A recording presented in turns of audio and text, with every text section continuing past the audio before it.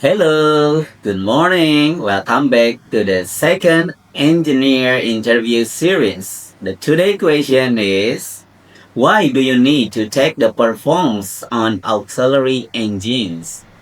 This is the answer. Detect abnormal condition early, find out fuel injection issues, monitor turbocharger performance, check specific fuel oil consumption, optimize load sharing, answer proper combustion, troubleshoot problem required by company PMS, plant maintenance system, class and ESM code compliance. That's the answer. Thank you for watching. See you next video.